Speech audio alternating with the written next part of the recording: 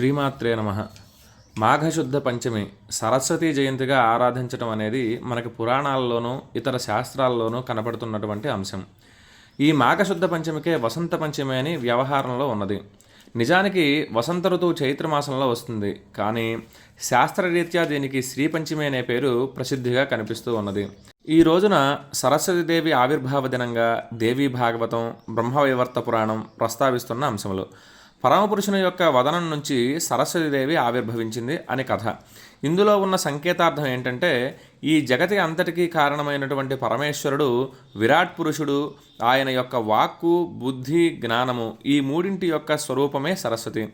మనం కూడా ఏదైనా పని చేయాలంటే మన నుంచి రకరకాల శక్తులు వ్యక్తమవుతూ ఉంటాయి. అందులో జ్ఞానశక్తితో ఏదైనా ఒక విషయాన్ని జ్ఞానశక్తితో, క్రియాశక్తితో, ఇచ్ఛాశక్తితో చేయగలం. ఒక మనిషి ఒక పని చేయడానికి మన యొక్క వాక్కు, బుద్ధి, జ్ఞానము ఎలా కావాలో ఈ విశాలమైన విశ్వం అనేటటువంటి దీని యొక్క సృష్టి, స్థితి, లయము చేయడానికి పరమేశ్వరునికి కూడా ఒక జ్ఞానము, ఒక వాక్కు, ఒక బుద్ధి ఉంటుంది. ఆయన యొక్క బుద్ధి, జ్ఞానము ఏదైతే ఉందో ఆ శక్తిని మనం సరస్వతి అని ఉపాసన చేస్తూ ఉన్నాం.